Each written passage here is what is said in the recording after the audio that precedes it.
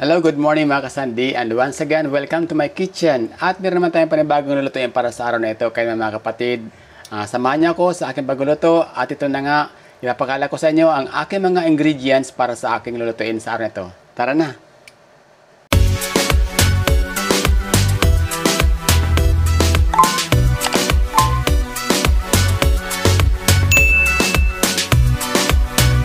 So ayan, para sa ating main ingredients mga kapatid, ito meron ako ditong marinated pork. Ano yan, laman saka may halong liempo yan. Marinate ko siya sa tuyo at oyster sauce. Nilagyan ko ng kalamansi at paminta. So yun lang po muna ang ating nilagay dyan. So marinate ko siya for almost 30 minutes na po siya dyan. And magluluto na po tayo. At ito po ang ating makaragdagan ingredients para sa kanya. Meron po ako dito, ayan. So maglalagay tayo ng soda. At meron ako dito syempre, panggisa natin, ayan, ang ating bawang, sibuyas, at meron ako dito, ayan, liver spread. At syempre, kailangan natin ng mantika para sa ating pagigisa nitong ating lutuin. At ang syempre, ang isa sa ating hindi ko nakalimutan, ang ating magic seasoning na pampalinamnam ng ating niluto, which is the, charan, alam na. So mga kapatid, ang ating ingredients, kaya naman, huwag natin patagilin pa, tara na at tayo mag-umpisa na magluto. So yan mga kasandi, after natin igisa ang ating bawang at sibuyas, dahil na golden brown na siya, ilagay natin itong ating marinated pork. Yan.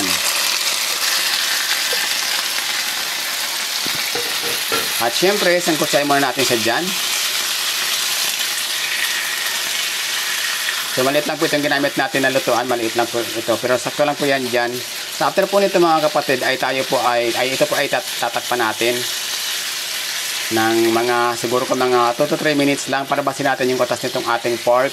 And syempre habang ako ay nagigisa dito, ayan, nagdadaldala naman yung inyong host. Shout out muna dyan sa ating mga taga-panood dyan, kay Kuya Nanding, kay Caridad Yuda, kay Jawos Kitchen, Chanix TV, kay Mary J, Girl Meets America, Team Baroy, at sa lahat ng ating mga nagpakinig dyan, mga nanonood, ayan.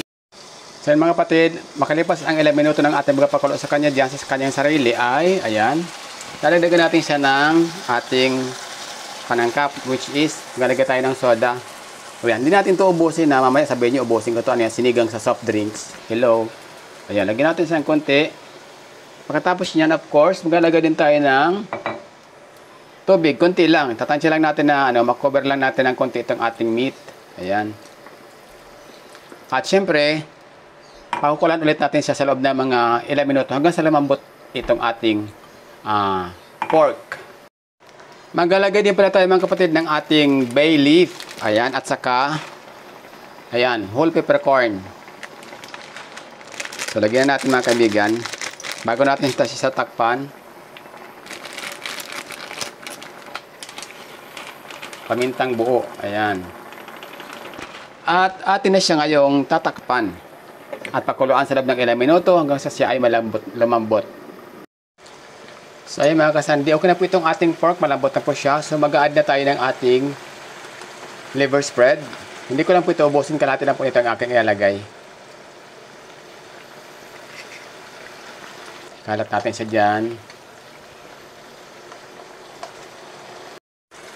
Parang gusto ko na lang ito iubos ng mga ating liver spread mga kapatid. Ubusin na natin.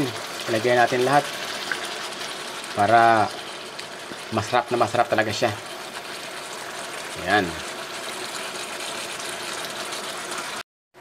Ayan mga kapatid, okay na yan. Luto na yan mga kapatid. So, napakasarap niyan. Malapot na ang kanyang sabaw. At talaga namang, ayan o. Oh. Ang lapot ng sabaw niya mga kapatid. Dahil sa ating nilagay na liver spread.